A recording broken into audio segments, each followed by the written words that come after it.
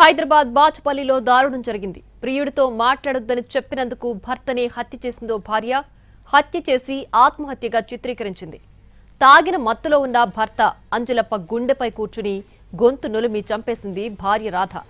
తాగిన మత్తులో చనిపోయాడని అందర్నీ నమ్మించింది. అంత్యక్రియల కోసం మృతదేహాన్ని మహబూబ్ నగర్ జిల్లాకు తీసుకెళ్లింది. మృతదేహం పై గొంతు నులిమిన మార్కులు ఉండడంతో పోలీసులకు సమాచారం ఇచ్చారు కుటుంబ సభ్యులు. దీంతో భార్య రాధను అదుపులోకి తీసుకుని ప్రశ్నించారు పోలీసులు. ప్రియుడితో మాట్లాడొద్దని మందలించడం వల్లే భర్తను చంపేశానని ఒప్పుకుంది రాధ. ఆమెను అరెస్టు చేసి రిమాండ్కు తరలించారు బాచ్పల్లి పోలీసులు.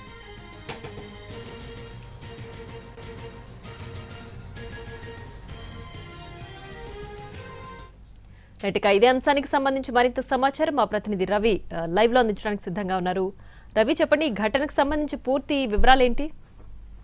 ప్రియా, నారాయణపేట జిల్లాకు చెందిన అంజలమ్మ అదేవిధంగా రాధ ఇద్దరికి 10 ఏళ్ల క్రితం పెళ్ళైంది. వీళ్ళిద్దరికి 2 పిల్లలు ఉన్నారు. వీళ్ళు బతుకుదెరువు కోసం ముంబైకి షిఫ్ట్ అయ్యారు 2 నెలల క్రితమే. ముంబైకి వెళ్ళిన తరుణంలో అక్కడ కొన్ని కూలీ పనులు చేసుకుంటూ ఉన్నారు. అదే టైంలో నారాయణపేట జిల్లా ధన్వాడకు చెందినటువంటి వ్యక్తితో రాధకు వివాహేతర సంబంధం ఏర్పడింది. ఈ విషయాన్ని గమనించినటువంటి భర్త అంజలప్ప భార్య రాధను కోపడ్డాడు. ఇద్దరం కలిసి తిరిగి వెళ్ళిపోదామని చెప్పాడు. కానీ ఈ క్రమంలో మరోసారి సర్ది చెప్పారు. వీళ్ళిద్దరూ పనులు చేసుకున్నటువంటి క్రమంలోనే ఆ వివాహేతర సంబంధాన్ని కూడా కొనసాగించింది రాధ. అయితే దీంతో ఆగ్రహించినటువంటి భర్త అంజలప్ప మనం తిరిగి సొంతూరుకు వెళ్దామని చెప్పి భార్యను తీసుకొని బయలుదేరారు. అప్ టు తాండూరు దాకా వచ్చిన తర్వాత భార్య కొత్త డ్రామాకు తెరలేపింది. మనము 2 నెలల్లోనే తిరిగి ఊరికి వెళ్ళిపోతే పనులు చేతగాక వీళ్ళు తిరిగి వచ్చారని చెప్పి బంధువులు ఊర్లో వాళ్ళు నానా మాటలు అంటారు. మనం వేరే ఎక్కడికైనా వెళ్దామని చెప్పి రాధా భర్తతో చెప్పింది. దీంతో వాళ్ళు హైదరాబాద్లోని బాచ్పల్లికి షిఫ్ట్ అయ్యారు. ఒక అపార్ట్మెంట్ వద్ద వాచ్మెన్గా పనిలో చేరారు. అయినప్పటికీ కూడా రాధ ప్రవర్తనలో మార్పు లేదు. మరోసారి ఆ ప్రియుడితో తరచూ కాల్స్ మాట్లాడుతూ వచ్చింది. అయితే అంజలప్ప విషయాన్ని గ్రహించి మరోసారి భార్య రాధను తిట్టాడు. అయితే ఇద్దరి మధ్య పలుమార్లు గొడవలు కూడా జరిగాయి. దీంతో రాధ ఏకంగా భర్త అడ్డు తొలగించుకోవాలని అనుకుంది. భర్తను పూర్తిగా అడ్డు తొలగించుకొని హత్య చేస్తే ప్రియుడితో కలిసి ఎంచక్కా హైదరాబాద్లోనే ఉండొచ్చు అని చెప్పి భావించింది. దీంతో ఫుల్గా మద్యం తాగి వచ్చినటువంటి అంజలప్పని గత నెల 23వ తేదీన మద్యం మత్తులో ఉన్నటువంటి అంజలప్ప పైన కూర్చొని గొంతు నులిమి ఊపిరాడకుండా చేసి చంపేసింది. ఆ తర్వాత తనకేం తెలియనట్టు పక్క గుడిసెలోకి వెళ్ళి పడుకుంది. భర్త నన్ను తీవ్రంగా కొట్టాడు, ఉదయం లేచి వెళ్తాను అని చెప్పింది. దీంతో ఉదయాన్నే తన గుడిసెకి వెళ్ళినటువంటి రాధ తనకేం తెలియనట్లుగా నటిస్తూ నా భర్త ఉలుకు పలుకు లేకుండా ఉన్నాడు, ఒకసారి వచ్చి చూడండి అని చెప్పారు.